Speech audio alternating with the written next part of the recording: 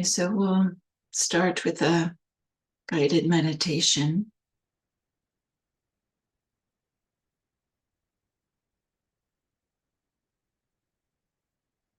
Taking a few longer breaths than we normally would as a way to just help connect with the body.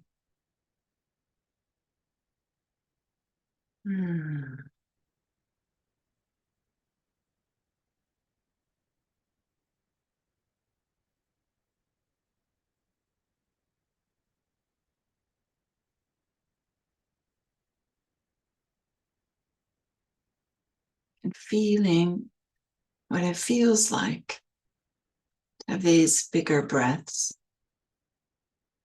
feeling the stretch and the release of the stretch. And maybe there's a little bit of ease and relaxation that comes with the exhale.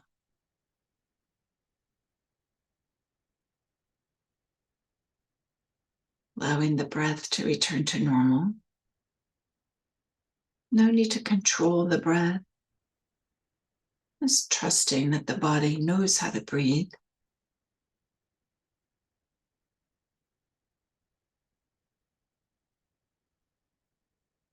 Then feeling connected to our sitting surface. We're here.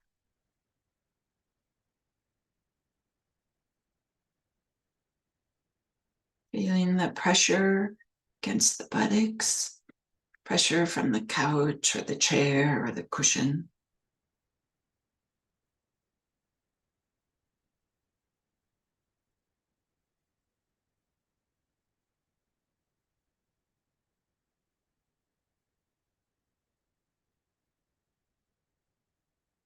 Pressure on the back of the legs.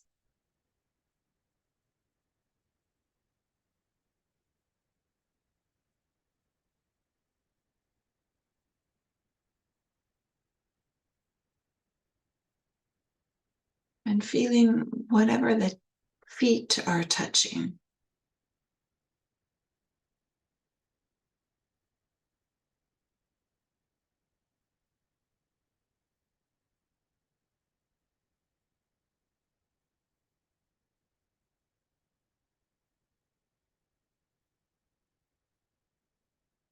Can be really helpful to establish this foundation of our sitting surface at the beginning of a sit.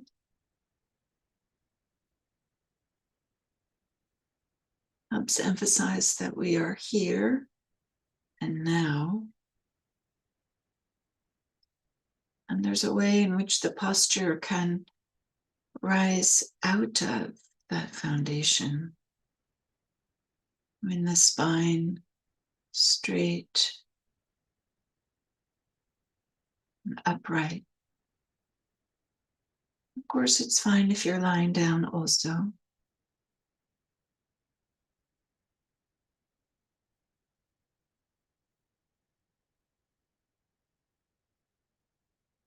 If you're using a backrest, feeling the pressure against the back, feeling the pressure on the body.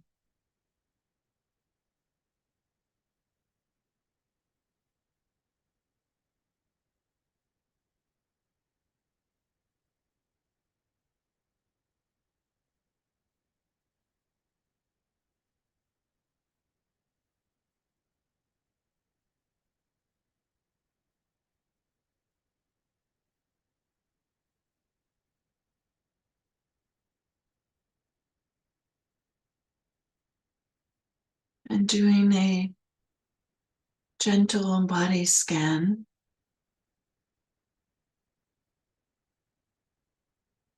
Tuning into the sensations on the face, around the eyes, around the jaw, maybe the face itself.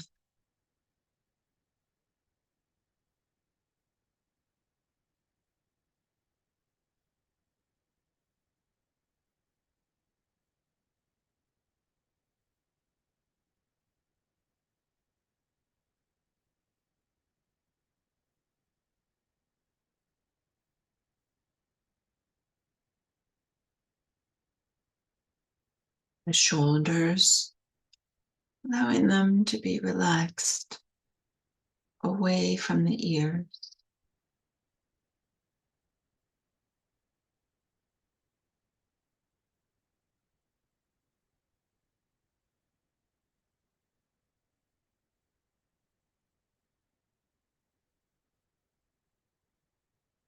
And the chest. Is there a way there can be some softness in the chest?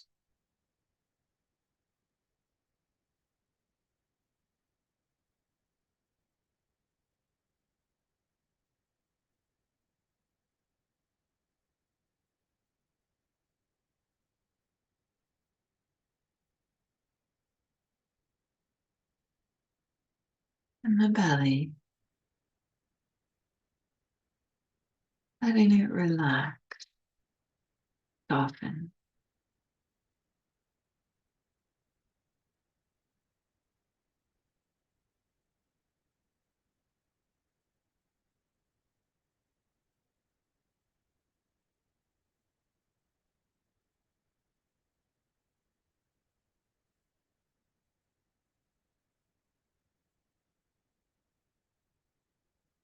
Now that we've settled in a little bit,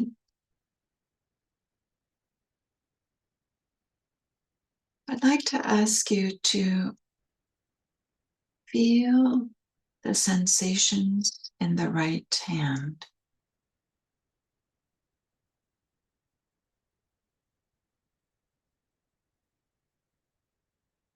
There are two kinds, maybe. The sensations of what the hand is touching,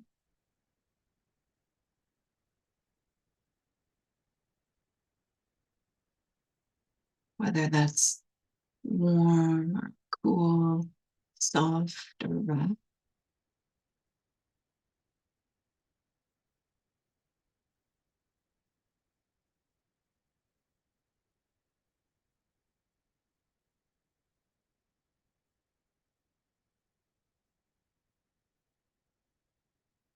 And the sensations of having a hand. Maybe that's more like a tingling or somehow a vibratory sense. The experience of having a hand.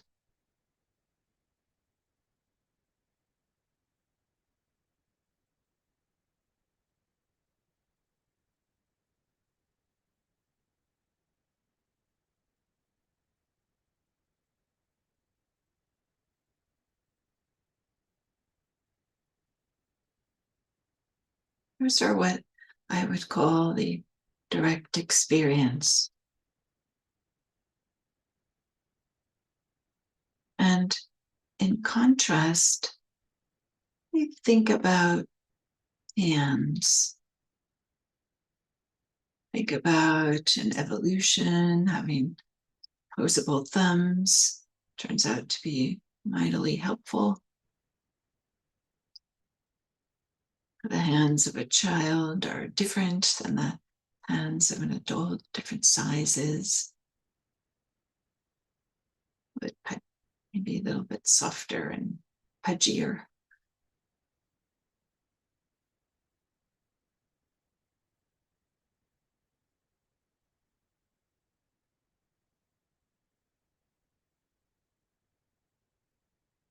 And then just noticing that thoughts about hands is not the same as experiences with hands.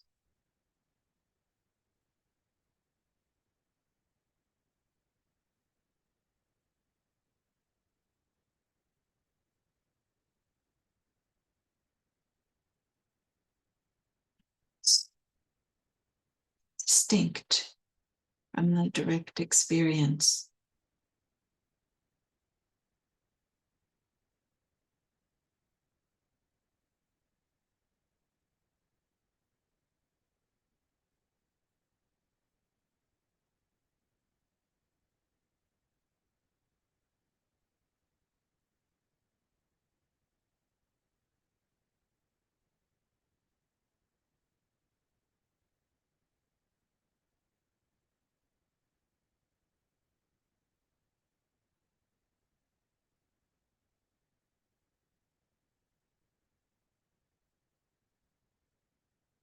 We can notice during this meditation period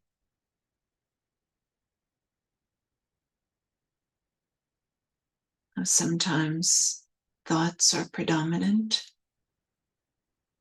and sometimes direct experience is predominant.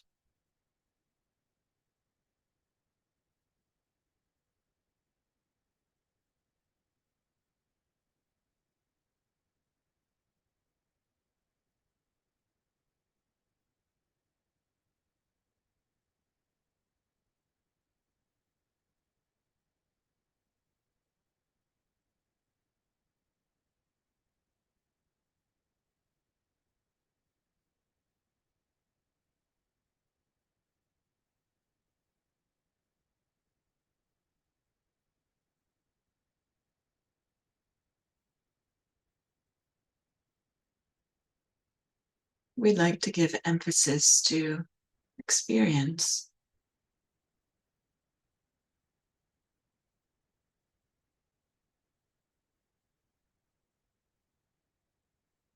Experiencing the sensations of breathing.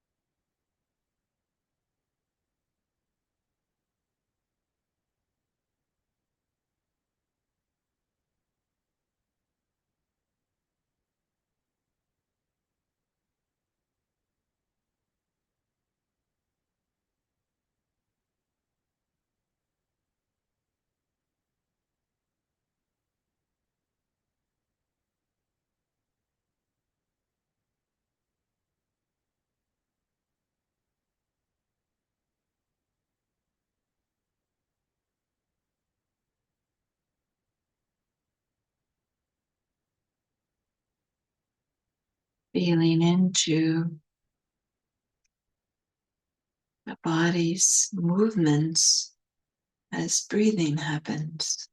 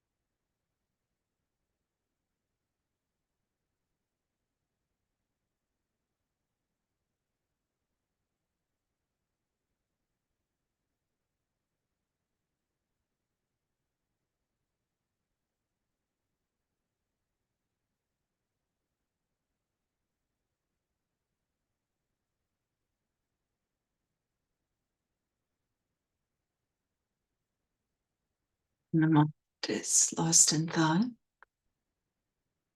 We don't have to make a big story about what it means for us as meditators. We just begin again with the experience of breathing.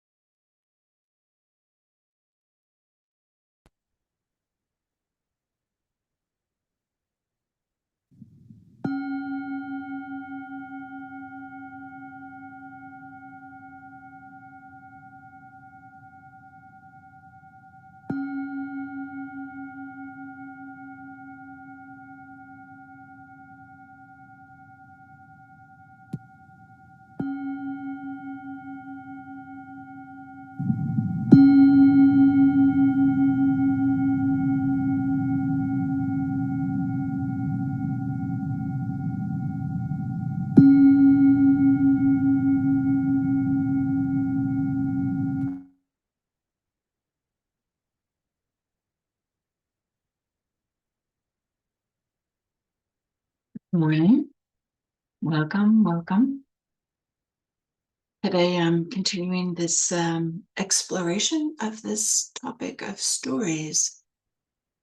And in that guided meditation, I try to highlight the difference between thoughts that we have and experience, like direct experience.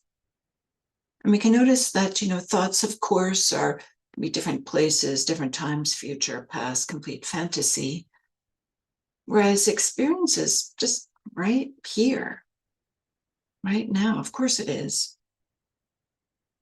And another distinction that maybe it's so obvious that it isn't even worth mentioning, but there's a way in which thoughts use language, like whether it's actual words or maybe it's images, whereas direct experience itself isn't so much a language, it's just an experience. Right? When we put our hand and touch our sitting surface and just feel, rubbing our hand, moving our hand across the surface, just feeling, there's just those sensations. Whereas if we were to describe it or something like that, then we're a little bit removed. We're using language to describe it. So as that as an introduction, I'd like to tell a story that comes from the Pali Canon, from the suttas, and I'll talk a little bit more about the role of stories or how humans use stories after I give a story. So this story is about Malunkyaputta. For those of you who are interested, this comes from Majjhima 63. And Malunkyaputta, he was a monastic under the Buddha. So he had ordained under the Buddha. And one time he goes to the Buddha and he says, I'm really not happy that you haven't explained everything. And I'm going to disrobe. I'm going to leave the monastic life. I'm going to abandon this monastic life and become a layperson again, unless you answer these 10 questions. These turn out to be metaphysical questions. Like an example of some of these questions are, is the world finite or infinite? So he just has these questions about space. How much space is there in this universe or in these world of ours? Malunkyaputta also asks, is the world eternal or not eternal? He's asking about time, like where is time? How much time is there? And he's asking also, like, what happens to Buddhas after they die? Where do they go? Do they exist or do they not exist? So you can see that these are the type of questions that are, only in one's mind in terms of like wanting to know, like the limits of time and space and what happens after death. And some little, like this little detail that I kind of like in this story is, I feel like Malunkyaputta, he's a little bit sassy. He says to the Buddha, if you don't know the answers to these things, then just simply say you don't know. So he's kind of like goading the Buddha a little bit and saying, if you don't know, just say it. He's suggesting that the Buddha doesn't know. And then the Buddha replies, well, did I ever promise you that I was going to answer all these questions if you ordained? Did I promise anyone that I would give all the answers to every single metaphysical question that they could come up with if they ordained? No, I never made that promise. And in fact, if somebody were demanding this of me, that they would not ordain until I had answered all their metaphysical questions, then they would never ordain and they would die. They would spend the rest of their life unordained and they would die unordained. And then the Buddha says, no, I don't answer these questions because these answers to these types of questions is not helpful. And it doesn't lead to peace. It doesn't lead to insight. It doesn't lead to awakening. So just having the answers to these type of metaphysical questions, and I might say having the story about what happens after death, story about the limits of the universe, space and time, where are there edges? If so, where are they? Isn't helpful. Instead, it's about what can lead to peace, insight, and awakening, which is direct experience. And then the Buddha continues within this story, the Buddha gives another story. It's a simile, which we might understand as a story. And the simile, it goes like this. This is the simile of the poisoned arrow. So this is the Buddha talking to Malunkyaputta and says, suppose there was a person who was injured by a poisoned arrow, and his friends and relatives bring a doctor to help remove the arrow, in order to save his life. But this person refuses, doesn't want any help from the doctor until certain questions are answered. And then these are the types of questions. Who shot the arrow? Were they tall or short or of middle height? Do they live in this city, or do they live in this town, or do they live in a village? And what kind of bow was used to shoot the arrow? Was it a longbow or a crossbow? And what kind of bowstring was on the bow? Was it made from fiber or reed or sinew? And what kind of feathers were on the bow? Were they from a vulture, a heron, a hawk, a peacock, or a stork? And what kind of arrowhead? Was it spiked or razor tipped? Was it curved? Was it barbed? Was it lancet shaped?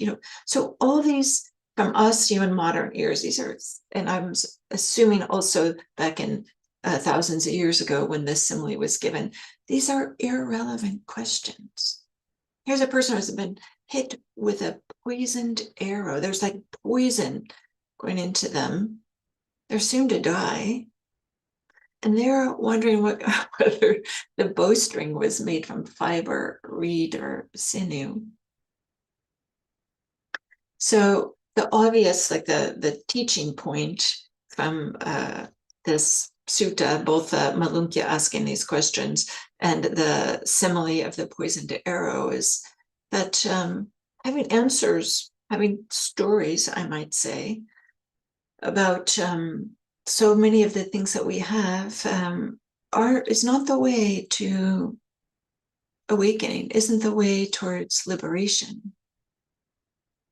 But instead, that there's a real encouragement to focus on direct experience that we can have through meditation or ethical conduct, or the way that we're showing up in the world. So rather than becoming attached to having the answers to all of our metaphysical questions or knowing everything, rather than being attached to speculative views, stories, there's this real emphasis on just have some clarity about what's actually happening, some mindfulness about what's happening in one's life. So that's the usual framing of this story that we find in the suttas. But I also want to kind of like zoom out and look at this story from a different perspective, and to ask, why is Malunkyaputta and this poisoned arrow victim, why would they even want to know all these things? What's the reason? I know that this is a teaching story, but I want us to maybe like look at things from a different way. Why would they even want to know whether the bowstring was made out of sinew or fiber? Why would they want to know whether the world has the space is infinite or finite? Because they think that if they're trying to make sense of their experience. They think that if they have more information, they'll find freedom. They'll be a little bit more ease if they just understood better. In some ways, they kind of want to create a story about why it happened. And so maybe Malunkyaputta, maybe he was just having a lot of doubt. Maybe he was like a doubt hindrance attack. And he had this idea that, well, maybe if I just had some more confidence in the Buddha and his teachings, then this would be easier for me. Maybe if I he could prove that he really was awakened by knowing the answers to these questions, it would be a little bit easier for me. And this is what humans do. We want to use stories to make sense of our world. We want to have information. We want to feel like we understand. Maybe there's some way in which we feel like we can control things if we understand them. And David Loy, he writes, the world is made of stories. And then he's saying, like, we're creating our world with our stories. And we can even think, like, in modern times, like how we have this current news cycle, which, is just never ending. It just seems like, okay, something happens. And then there's endless speculation, like immediately after it happens, about people are, getting paid to just be on air to completely speculate about the details and the motive and trying to make sense before any of the data, any of the facts have rolled in. They're just speculating. And so they're just trying to give some information or trying to help us make sense of, like, wait, why did this happen? And David Loy, he points out, it's not just like the news cycle. He's talking about, here's these other ways of stories that make our world. There's this long list, which I like. I think it's really points to how pervasive this idea is of how humans use stories to make sense. The stories that make our world are creation myths, folk tales, and fairy tales, 17-syllable Japanese haiku, and 3-day Indonesian shadow puppet dramas, novels, romantic, fantastic, graphic, television soap operas, newspaper features, op-ed articles, internet blogs, talk show chatter, office memos, obituaries and birth announcements, how to use manuals, how you're feeling this morning, what happened during your vacation, and what you're planning for the weekend. So he's saying that this is all these ways that using stories, and maybe we might say it's narratives that we're trying to use to pull together our experiences, like highlighting the difference between an actual experience and then the words and the language, the narratives that we use to explain them. And so I would say that freedom lies in recognizing stories as stories. So the problems lie not with stories themselves, but how we identify with them, or how that we are just believing them and assuming that what we're hearing somehow is like an accurate representation of experience. Because unaware that our stories are stories, we usually experience them as, well, this is just the way the world is. And we take for granted that the world we experience is being reflected in these narratives and stories, these accounts that we're having. Because our stories, our ideas about the world strongly affect our perception of reality, the way that we are interpreting or understanding what's valuable or what's possible or what's good or what's bad are all dependent on these stories that we are telling about our experience. So don't believe everything you think, but we don't want to also dismiss stories, because it's a way that we are trying to make sense of the world, trying to make sense of our experiences. Instead, I would say the way forward is to recognize that there are experiences, and then there's the narratives we create about experiences. They both are important. They both have a role, and they're distinct. And it's helpful for us to keep that in mind as we practice for more freedom, more ease, more peace, awakening. So thank you. Thank you.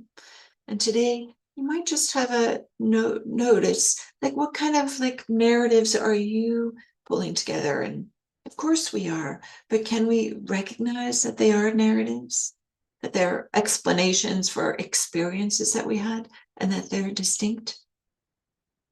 So thank you, and I'll see you tomorrow.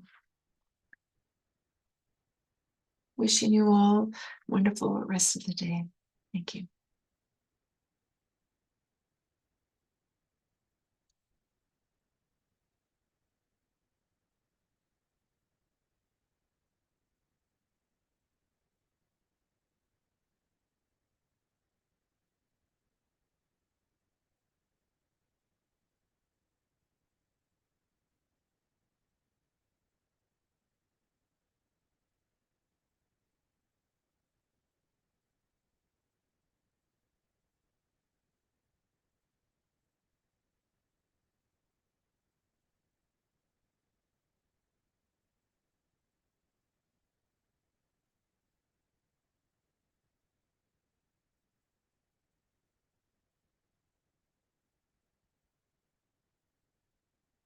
It's lovely to see your comments.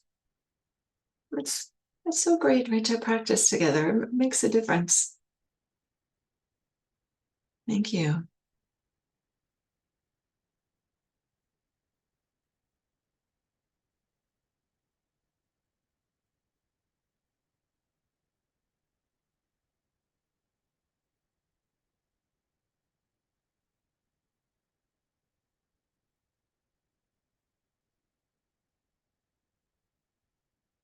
Maybe in the same way that I know that there's like a little time delay between when I say something and when it shows up on YouTube, which I was thinking like maybe in the same way there's like the direct experience and then there's the narrative around it. There's like a little gap, and because you guys might be able to see me, but you don't know what I'm reading, what I'm seeing, just because there's this delay. Hmm. May we all be well.